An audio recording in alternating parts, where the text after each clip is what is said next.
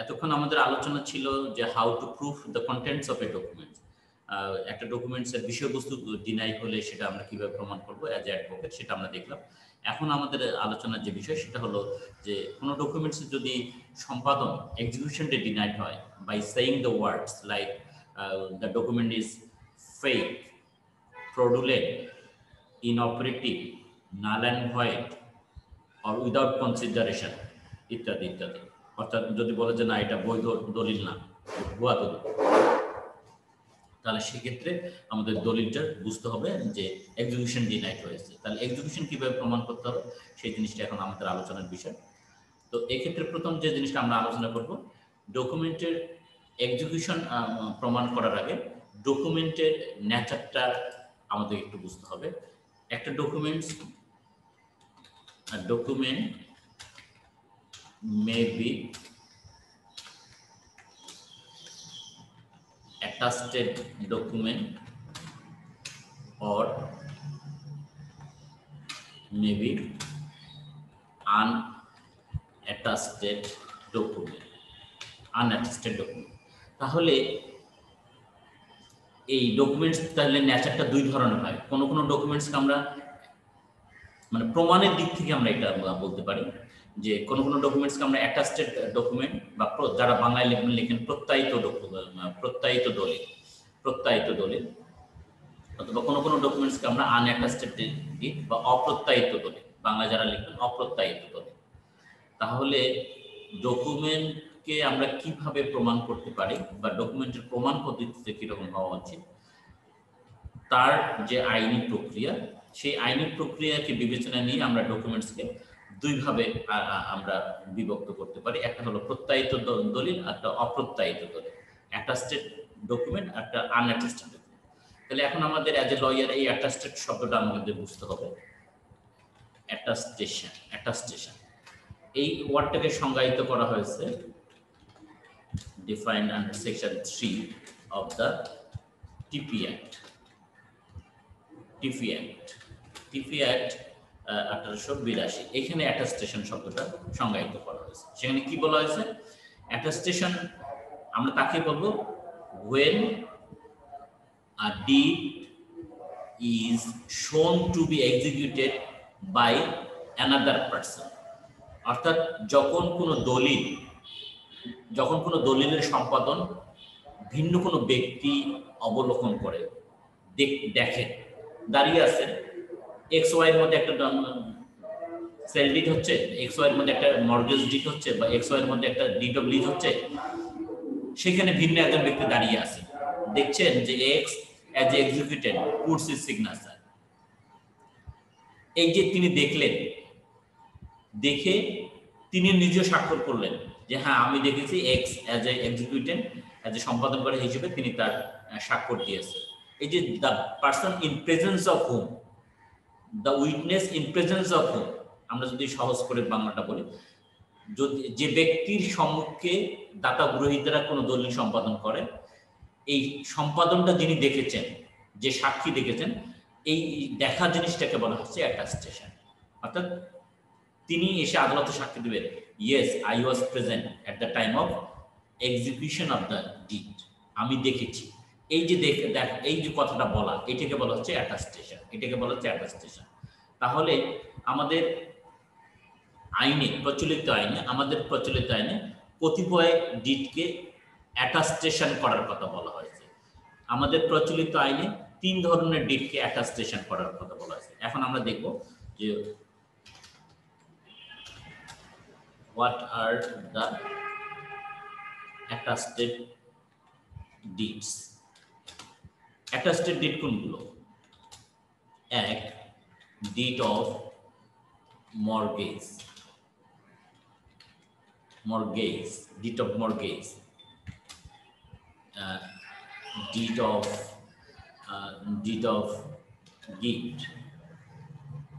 of gift, 123 of the TP Act under section 59 of the টিপি act, টিপি act, ডিট of mortgage.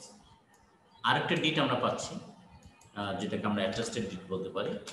হ্যাঁ, ডিট of will, ডিট of will, এটা হলো আমাদের মুসলিম ল অনুযায়ী ডিট অফ উইল, অথবা যে সাকসেশন অ্যাক্ট, সাকসেশন অ্যাক্ট 1925 এর বিধান অনুসারে একটা ডিট অফ উইলকে অ্যাটাস্টেড হতে হয়, ডিট অফ উইলকে অ্যাটাস্টেড হতে হয়। তাহলে এই যে 3 ধরনের ডিটের কথা আমরা উল্লেখ করলাম, এই দলিলগুলোকে বলা হয় ডিট অফ অ্যাটাস্টেড ডিট, অ্যাটাস্টেড। আর এই 3 ধরনের ডিট ব্যতীত এনি আদার ডিট ইজ, হ্যাঁ, any other deeds are called attested deed. তাহলে কেউ একজন নাম বলতে পারবেন? একটা উদাহরণ বলেন তো attested deed-এর। বিক্রয় দলিল স্যার। Yes, thank you, বিক্রয় দলিল। হ্যাঁ, যেমন unattested হবে না sir, unattested, sorry, unattested, for example the deed of sale, deed of sale is unattested deed. তাহলে deed of sale is the example of unattested deed. এই ধরনের যে, তার মানে কি, এই ডিডটা দাতা এবং গ্রহীতার মধ্যে সম্পাদন, অন্য কেউ দেখার কোনো আবশ্যকতা নেই, অন্য কেউ দেখার কোনো আবশ্যকতা নেই। ওকে, বাট ওই যে 3 ধরনের ডিডের কথা আমরা বললাম, did of mortgage, did of gift অথবা ডিড অফ উইল, তাহলে এইটা অবশ্যই কোনো না কোনো ব্যক্তির সম্মুখে সম্পাদন হতে হবে, এর সাক্ষী থাকতে হবে, সাক্ষী থাকতে হবে। এই জন্য এটাকে বলা হচ্ছে অ্যাটাস্টেড ডিড। তাহলে প্রুফ অফ এক্সিকিউশন যখন আমরা চিন্তা করব, আমার হাতে অ্যাজ এ প্লেন্টিভ লয়ার অথবা অ্যাজ এ ডিফেন্স কাউন্সিল হিসেবে আমি যখন একটা ডিড প্রমাণ করব, তখন আমাকে দেখতে হবে যে আমার হাতের ডিডটা attested deed or unattested deed, attested deed or unattested. তাহলে আমার হাতের ডিডটা যদি ওই 3 ক্যাটাগরির যে কোনো একটা ডিড হয়, ডিড অফ মর্গেজ হয়, অথবা ডিড অফ গিফট হয়, অথবা ডিড অফ উইল হয়, তাহলে তার প্রমাণ পদ্ধতি এক ধরনের। আর যদি any other deeds other than those 3 kinds, তাহলে তার প্রমাণ পদ্ধতি ভিন্ন ধরনের। তাহলে এটা আমি মুছে দিচ্ছি। তাহলে এখন আমরা প্রথমে দেখব proof of attested, proof of execution, proof of execution of attested deed। তাহলে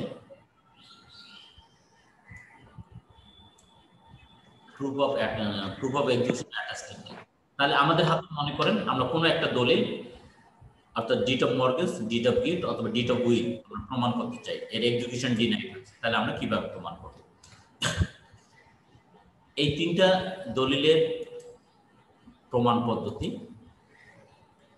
একটু ভিন্ন, এই 3টা দলিলের প্রমাণ পদ্ধতি একটু ভিন্ন। এই প্রমাণ পদ্ধতিগুলো আমরা কোথায় পাচ্ছি? এই প্রমাণ পদ্ধতিগুলো পাচ্ছি আমরা কয়েকটা জায়গায়।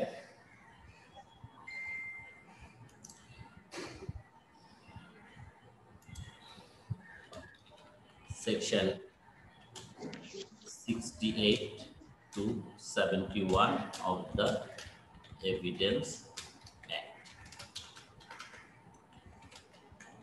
এই জায়গায় আমরা এই অ্যাটাস্টেড ডিডের প্রমাণ পদ্ধতিগুলো পাচ্ছি, অ্যাটাস্টেড ডিডের প্রমাণ পদ্ধতিগুলো পাচ্ছি। তাহলে প্রমাণ পদ্ধতিগুলো কি? 1 নম্বরে, যদি এক্সিকিউশন ডিনাইড হয় তাহলে আমাকে এটা প্রমাণ করতে হবে। কি প্রমাণ করতে হবে? অ্যাট লিস্ট ও আরেকটা কথা যেটা বলি নেই, অ্যাটাস্টেশন, যে অ্যাটাস্টেড ডিডে কমপক্ষে 2 জন সাক্ষীর সাক্ষ্য থাকতে হবে, কমপক্ষে 2 জন, একজন হলে হবে না। এই কথাটা হয়তো আমার বলতে ভুল হয়ে গেছে, মানে ভুলে গেছি আমি।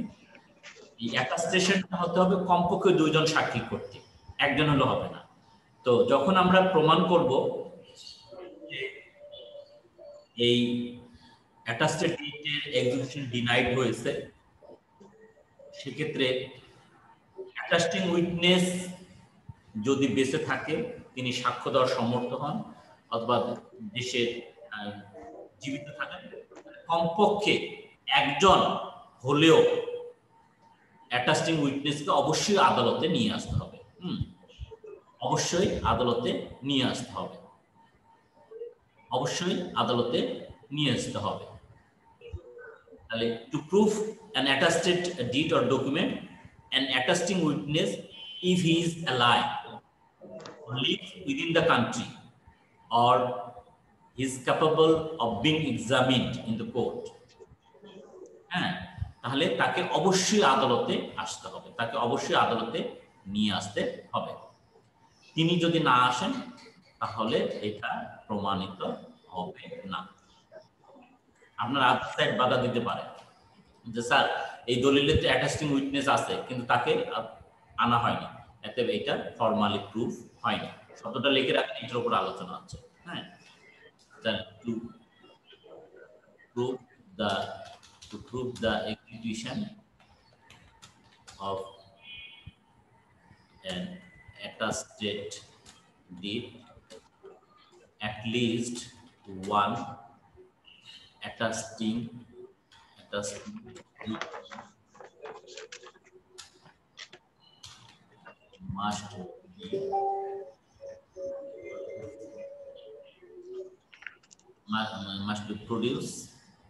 must be produced before the court. তাহলে তিনি যদি বেঁচে থাকেন, তিনি যদি দেশে থাকেন, তিনি যদি সাউন্ড মাইন্ডার, তাহলে তাকে অবশ্যই আদালতে নিয়ে আসতে হবে, এর কোনো বিকল্প নেই। না আনলে এই ডকুমেন্টসটা প্রুফ হবে না।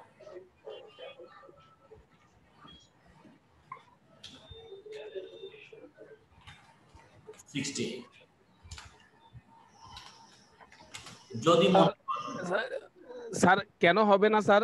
যদি শুধুমাত্র এই সাক্ষী আনলাম না, দলিলের দাতা, গ্রহীতা এবং দলিলের সম্পাদনকারী তারা যদি সাক্ষী দেয়, আর শুধুমাত্র একমাত্র এই প্রত্যায়িত সাক্ষীদের মধ্যে দুইজনের না আনলে তো এটা প্রমাণ হবে না স্যার?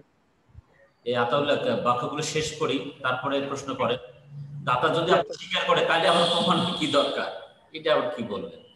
যদি না অ্যাডমিশন ডিনাই, একটা আমরা অ্যাডমিশন যখন আপনার এডুকেশন যখন ডিনাইড হবে তখন না আপনি এটা প্রমাণ করবেন। আর যদি দাতায় যদি নিজেই স্বীকার করে যে আমি দিচ্ছি, তাহলে আপনার প্রমাণ লাগবে কেন? না আমি বলছি স্যার, যদি এক পক্ষ, যে কোনো এক পক্ষ যদি আসে, দুই পক্ষ তো আসবেই না, দুই পক্ষ আসলে তো আর মামলাই হবে না। যদি যে কোনো এক পক্ষ তো আসতে পারে, সেটা বলছি স্যার। আপনি যে ডকুমেন্টসটা প্রমাণ করবেন, এই ডকুমেন্টসটা দিয়ে আপনি সত্য দাবি করতেছেন, আপনি রাইট ক্লেম করতেছেন, সেই দলিলটা যদি অ্যাটাস্টেড ডিড হয়, ডিনাইড হয়, এক্সিকিউশনটা যদি ডিনাইড হয়, তাহলে অবশ্যই আপনাকে এটা প্রমাণ করতে হবে, এক্সিকিউশন প্রমাণ করতে হবে। তাহলে প্রমাণ করার ক্ষেত্রে প্রথমে যে কাজটা আপনাকে করতে হবে, যে না আমি এটা করিনি। এই জন্য যারা এক্সিকিউশন দেখেছেন, যাদেরকে আমরা, যারা ওই অ্যাটাস্টেশন করেছেন যে হ্যাঁ তারা অ্যাটাস্টেড করেছেন যে আমাদের সামনে উনি স্বাক্ষর করেছেন, ওই দুইজন সাক্ষীর কমপক্ষে একজনকে আদালতে অবশ্যই আনতে হবে, যদি তিনি বেঁচে থাকেন অথবা দেশে থাকেন অথবা সাক্ষ্য দেওয়ার যোগ্য হন। স্যার এখানে আমি একটু যুক্ত করতে পারি কি? হ্যাঁ স্যার আমি একটু বলতে চাই স্যার, অনেক ক্ষেত্রে স্যার দেখা যায় সাক্ষীদেরও স্যার আসামি করে দেওয়া হয় স্যার, অনেক ক্ষেত্রে সাক্ষীদেরও বিবাদী করে দেওয়া হয় স্যার। সাক্ষীদের বিবাদী করে দেওয়া হয়? বিবাদী করে দেওয়া হয় স্যার, বিবাদী। কেমনি সাক্ষী আবার বিবাদী হবে কেন? সাক্ষীকে বিবাদী করে, তারপরে স্যার দলিল লিখককে বিবাদী করে, সাব রেজিস্ট্রারকে বিবাদী করে, তোমার এসে সাক্ষী না দিতে পারে। এটা এই ক্ষেত্রে না, এই ক্ষেত্রে না, অন্য ক্ষেত্রে। ভাই আমি নিজে ফেস করি, আপনি কি বলেন? আমি শেষ করি, তারপরে আমরা তাহলে প্রথম যে নিয়ম রুলসটা আমরা, যে as per provision of section 68, যখন একটা ডকুমেন্টস এর এক্সিকিউশন ডিনাইড হবে এবং সেই ডকুমেন্টসটা যদি আমাদের অ্যাটাস্টেড ডকুমেন্ট হয়, তাহলে কমপক্ষে একজন হলেও অ্যাটাস্টিং উইটনেসকে আমাদের আদালতে নিয়ে আসতে হবে। যদি উইটনেসরা বেঁচে থাকেন, সাক্ষ্য দেওয়ার ক্যাপাবল হন, অথবা তারা আদালতের প্রসেসের মধ্যে দেশে থাকে। এটা হলো দ্য ফার্স্ট। ওকে,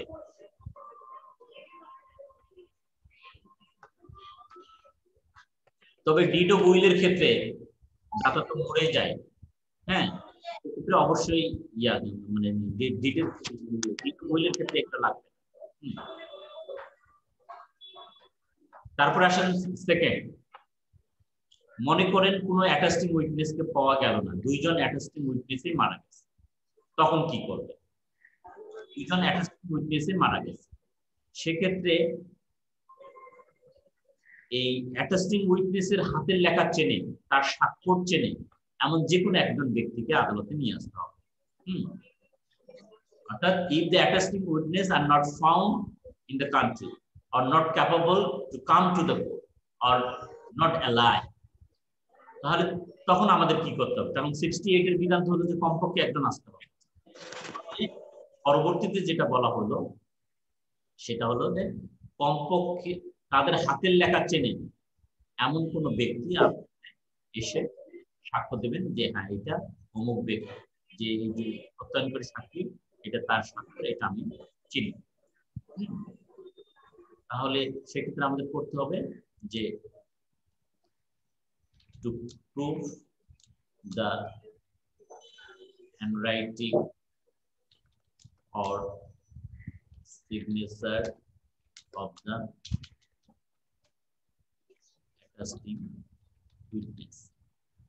তাহলে সেক্ষেত্রে আমরা যেহেতু অ্যাটাস্টিং উইটনেস মারা গেছে, আমাদের সামনে নাই, তাকে আমরা আনতে পারতাম, ওই অ্যাটাস্টিং উইটনেসের হ্যান্ডরাইটিং আমরা কাউকে দিয়ে প্রমাণ বলবো, তার ইয়া দিয়ে তার অধীনে চাকরি করছে, তার হাতে লেখা চেনে এমন যে কোনো ব্যক্তি। ওকে, এইভাবে করব। তারপর 3 নম্বরে আমরা আর কি করতে পারি?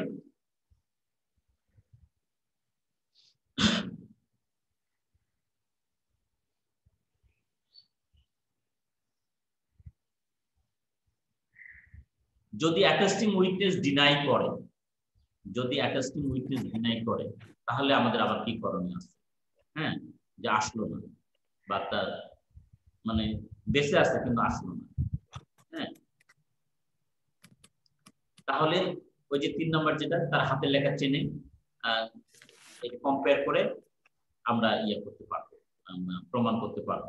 ওকে, এটা 71 এ বলা আছে। যদি অ্যাটাস্টিং উইটনেস ডিনাই করে অথবা তিনি স্মরণ করতে পারতেছেন না যে তিনি ডকুমেন্টস সম্পাদন দেখেছেন, তাহলে সেক্ষেত্রে তার হাতের লেখা চেনে অথবা জানে, তার সঙ্গে কাজ করছে ইত্যাদি, এই 3 নম্বর যেটা আমরা বললাম, এইভাবে আমরা সাক্ষ্য দিয়ে প্রমাণ করব। আর কি করা যায়?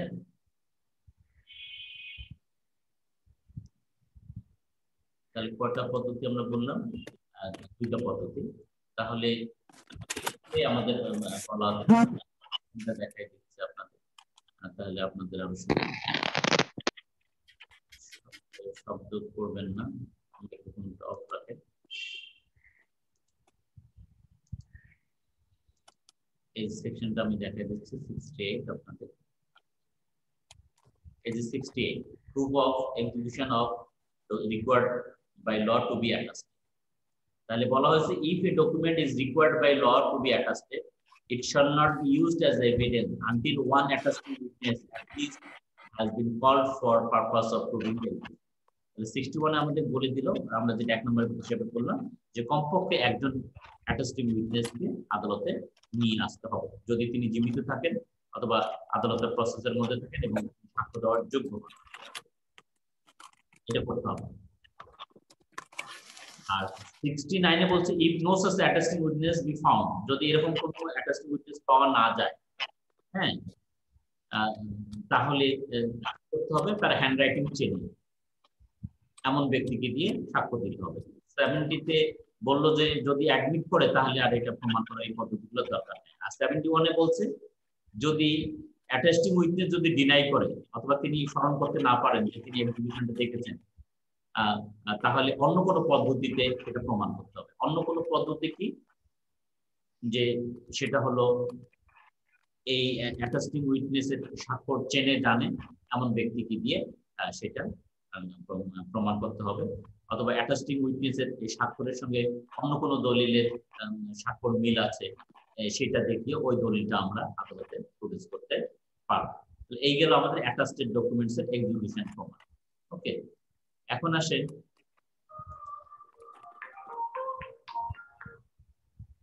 এরপরে হলো এটা আমরা পড়লাম অ্যাটাস্টেড ডিড। এখন আনঅ্যাটাস্টেড ডিড যদি হয় তাহলে আমরা কিভাবে প্রমাণ করব, এটা দিয়ে আমাদের আজকের লেকচার শেষ হবে। প্রুফ অফ অ্যাটাস্টেড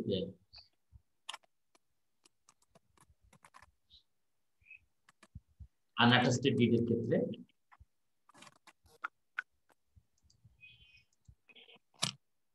তাহলে এটা আমি মুছে দিচ্ছি। Proof of execution of unattested deed। তাহলে অপ্রত্যায়িত দলিলের প্রমাণ পদ্ধতি কি হবে, সম্পাদন কিভাবে প্রমাণ? অপ্রত্যায়িত, তাহলে অপ্রত্যায়িত দলিলের যদি এক্সিকিউশন ডিনাই হয় তাহলে আমরা কিভাবে প্রমাণ করতে পারবো? এটা একটা সেকশনে শুধুমাত্র একটা জিনিস বলা হয়েছে, সেটা হলো section 67 of the evidence act. এইখানে একটা জিনিস বলা হয়েছে যে হ্যান্ডরাইটিং অথবা সিগনেচারটা প্রমাণ করতে হবে, শুধু এতটুকু বলা হয়েছে। যদি অপ্রত্যায়িত দলিল হয় অথবা আনঅ্যাটাস্টেড ডিড হয়, তার দলিল এক্সিকিউশন যদি ডিনাইড হয়, তাহলে এই দলিলে সম্পাদনকারী হিসাবে, দাতা হিসাবে যার স্বাক্ষরটা আছে অথবা তার স্বাক্ষরটা বা হাতের লেখাটা প্রমাণ করতে হবে, তার হাতের লেখাটা প্রমাণ করতে হবে, এতটুকু শুধু বলা আছে। তাহলে এই হাতের লেখাটা আমরা প্রমাণ করব, এতটুকু শুধু বলা হলো। তাহলে আর কি কি পদ্ধতি আমরা গ্রহণ করতে পারি? তাহলে প্রথম যেটা আমরা করতে পারি 1 নম্বরে, সেটা হলো আমরা ওই ডকুমেন্টের তর্কিত যে দলিলটা, যেটা বিরোধীয় দলিল, ওই বিরোধীয় দলিলের যার হাতের লেখা দেখা যাচ্ছে অথবা যিনি সম্পাদন করেছেন, যিনি সই স্বাক্ষর করেছেন, টিপ সই দিয়েছেন, ওই ব্যক্তিকে আমরা আদালতে ডাকতে পারি। তো এটা খুব সহজ বিষয় হবে না, কারণ উনি তো নিজে অস্বীকার করছেন। উনি যদি নিজে এসে আদালতে বলেন যে হ্যাঁ I was the executant of this deed, তাহলে তো এক কথায় শেষ হয়ে গেল। ওনাকে আমরা প্রথমে কল করতে পারি। তাহলে 1 নম্বরে লিখুন, we may call the executant of the deed in question to prove the signature or handwriting। কিন্তু উনি যদি না আসে অথবা তাকে যদি পাওয়া না যায়, তাহলে প্রথমটা হলো যে ডিডটার কোশ্চেনেবল হচ্ছে, তাহলে 1 নম্বরে we may call the executed we may call the executed to prove the execution। এটা কখন হয়? যখন মানে এক্সিকিউটেড ব্যতীত অন্য 2 ব্যক্তির মধ্যে ঝগড়া লাগে, বিরোধ লাগে, তখন এক্সিকিউটেডকে আপনি ডাকতে পারেন আপনার ব্যাপারে, সেই জন্য এটা বলা হচ্ছে। এটা যদি এক্সিকিউটেড নিজে অস্বীকার করে তাহলে তার আপনার পক্ষে সাক্ষ্য দিতে আসবে। তাহলে we may call the executant to prove the execution, এটা একটা। আর কি হতে পারে? আর হতে পারে যে তো এক্সিকিউটের হাতের লেখা চেনে, হ্যাঁ, তাহলে we may call some other person who know about the signature of the executed। অর্থাৎ সম্পাদনকারীর হাতের লেখা চেনে জানে এমন ব্যক্তিকে আমরা ডাকতে পারি। কোন ধরনের ব্যক্তিকে আমরা ডাকতে পারবো? সেটা section 47 of evidence act. Section 47 of evidence act আছে যে অপিনিয়ন অফ থার্ড পারসন আপনার রেলিভেন্ট ফ্যাক্ট হিসেবে যাবে। অর্থাৎ ওই যে এক্সিকিউটেন্ট যিনি দলিলের দাতা, তার চাকর ছিল, তার কর্মচারী ছিল, তার বন্ধু ছিল, তার সঙ্গে কাজ করছে তারা এসে সাক্ষ্য দিতে পারে যে আমি তার আন্ডারে চাকরি করছিলাম, তিনি আমার বস ছিলেন, আমি তার হাতে লেখা ছিল। এই দলিলে তর্কিত দলিলে যে সাক্ষ্যটা দেখা যায় বা লেখাটা দেখা যায় এটা তার। অথবা আরেকজন ব্যক্তি আসতে পারে যে আমি তার বাড়িতে তো বৃত্ত ছিলাম, তার বাড়িতে আমি দীর্ঘদিন কাজ করছি, আমি ওনার হাতে লেখা ছিল। অথবা কাউকে দিয়ে বলাইতে পারেন যে উনি আমার বন্ধু ছিল, ওনার সঙ্গে আমার অনেক পত্র যোগাযোগ হতো, আমি ওনার হাতে লেখা ছিল। এইভাবে opinion of third person section 47 এর রেলিভেন্ট ফ্যাক্ট হিসেবে আপনি সাক্ষ্য দিয়ে প্রমাণ করতে পারবেন যখন এক্সিকিউটেন্ট তার সাক্ষ্য অস্বীকার করবে। ওকে, আর কি পারেন আপনি এক্সপার্ট অপিনিয়ন চাইতে পারেন। এক্সপার্ট অপিনিয়ন অর্থাৎ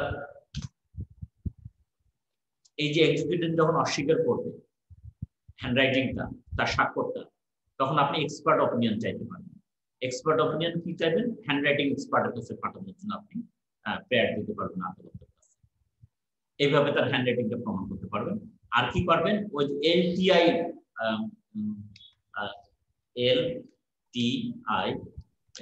একটা রেজিস্টার করতে LTI রেজিস্টার কল করতে পারবেন। LTI রেজিস্টার বাই কলিং, এভাবে লেখেন by calling LTI register which contain left thumb impression.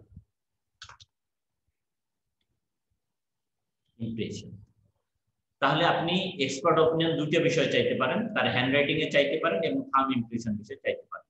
আপনি সাব রেজিস্ট্রি অফিস থেকে এই LTI রেজিস্টার কল করতে পারেন। কল করে এইটা আপনি ইয়ার কাছে পাঠাতে পারেন, মানে কি বলবো, হ্যান্ডরাইটিং এক্সপার্টের কাছে পাঠানোর জন্য আদালতের কাছে দরকার পারেন।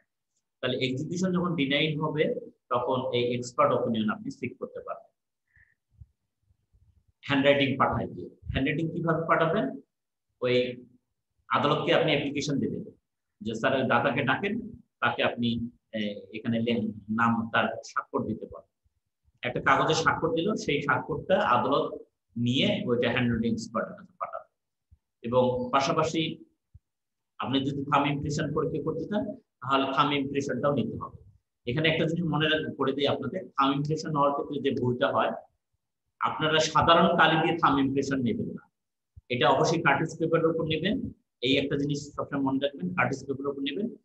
আর সাব রেজিস্ট্রি অফিসে যে কালি ব্যবহার করা হয় থাম্ব ইমপ্রেশন নেওয়ার জন্য, সেই কালিটা ম্যানেজ করবে। তাহলে এই যে এগুলোকে রিজ বলে, এই রিজগুলো খুব চমৎকার ভাবে উঠবে। আর আপনি যদি ওই জজ কোর্টের পেশকারের হাজারো ব্যবহৃত যদি ওই স্ট্যাম্প প্যাড ব্যবহার করেন, তাহলে ওই কালিগুলো দিয়ে যদি আপনি থাম্ব ইমপ্রেশন নেন তাহলে এই রিজগুলো ভালোভাবে আসবে, তাহলে আপনি ভালো রেজাল্ট পাবেন। এটা খুবই সতর্ক করে দিচ্ছি। যখন আপনি LTI রেজিস্টার কল করবেন এটা কম্পেয়ারিং এর জন্য, তখন ওই সাব রেজিস্ট্রি অফিসে যে কালি ব্যবহৃত হয় সেই কালি আপনি সংগ্রহ করার চেষ্টা করবেন। না করে প্রায় 99% লয়াররা এই ভুলটা করে, ওই জজ কোর্টের পেশকারের কাছ থেকে একটা স্ট্যাম্প প্যাড নিয়ে ওইখানে আঙ্গুলটা কালি লাগায়, তারা সাদা কাগজ একটা ইয়ে নেয়। অথবা এই কালির কি আলাদা কোনো নাম আছে স্যার? এই কালির সাব রেজিস্ট্রি মুজাহিদ আমি জানি না, সাব রেজিস্ট্রি অফিসের পিওনকে জিজ্ঞেস করে বলতে পারবেন। বুঝতে পারছেন? ওরা এগুলো এই আদালতে থাকে স্যার, আদালতে ওই কালিটা আছে স্যার। আমি কুমিল্লাতে দেখছি, আমাদের কুমিল্লাতে আছে, অন্য কোথাও আছে কিনা জানি না, কুমিল্লাতে আছে স্যার ওই কালিটা। ওই কালিটা নিতে হবে, তাহলে ইমপ্রেশনটা জি স্যার, সেরেস্তাদারদের কাছে ওই কালিটা আছে স্যার, কালির পট আছে। ওকে, আপনি তো ভালো, তাহলে এটা নেবেন। আরেকটা কখনো করতে পারেন, যদিও এটা খুবই রিস্কি, সেটা হলো কম্পেয়ারিং সিগনেচার অর কি বলবো ইমপ্রেশন বাই জাজ।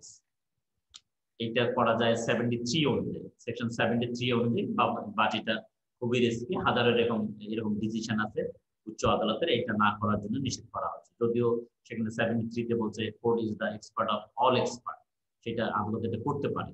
আর তাহলে এটা খুব খুব ইয়া হবে, কি বলে, রিস্কি হবে, এদিকে না যাওয়াই ভালো।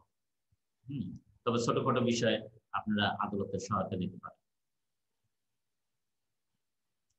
আরেকটা কি করতে পারেন, 4 নম্বর, কত নম্বর দিয়েছি, 4 নম্বর দিয়েছি, সেটা হলো 5 নম্বর, by calling proved or admitted document। Proved অর্থাৎ পক্ষদের মধ্যে এমন কোনো ডকুমেন্টস আছে যেটা কোনো ইয়াতে মামলা মোকদ্দমায় প্রমাণ হিসেবে ব্যবহৃত হয়েছে এবং আদালত সেটাকে প্রুফ ডকুমেন্ট বলে মন্তব্য করছে। স্যার একটু উপরে তুলে দেন স্যার।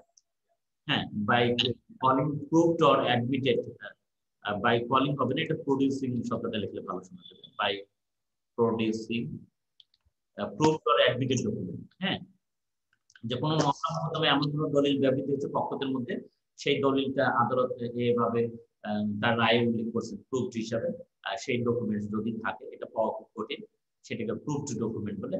এটা আপনি আদালতে উপস্থাপন করতে পারেন বাই রেফারেন্স, যে স্যার অমুক এই পক্ষদের মধ্যে বা এই পক্ষদের আত্মীয় স্বজনের মধ্যে অমুক এক মামলা একটা এরকম ডকুমেন্ট ইউজ হয়েছিল, এই এক্সিকিউটেন্টের, সেটাকে আদালত একটা প্রুফ ডকুমেন্ট বলে মন্তব্য করেছেন, তাহলে সেটা আসতে পারে।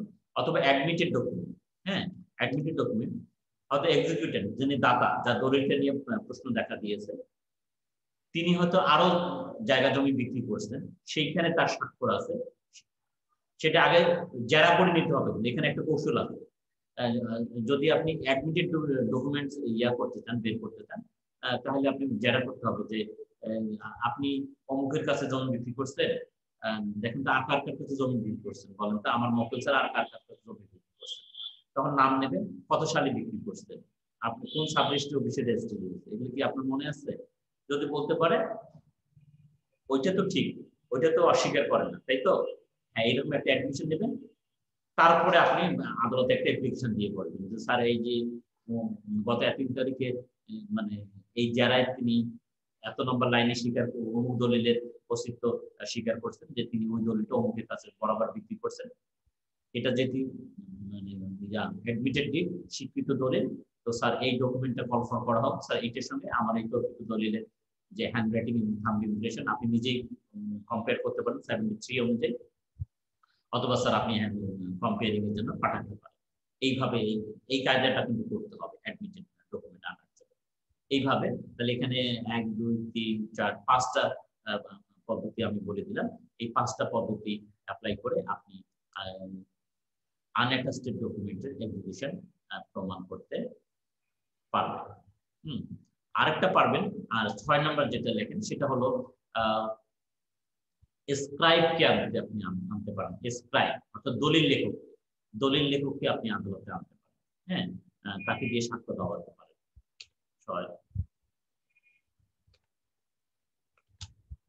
বাই প্রডিউসিং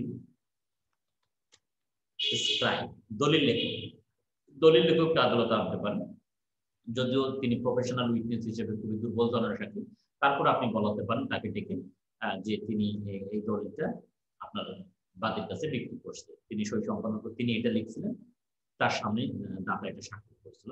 এই স্ক্রাইব ইয়া হতে পারে, সাক্ষী হতে পারে।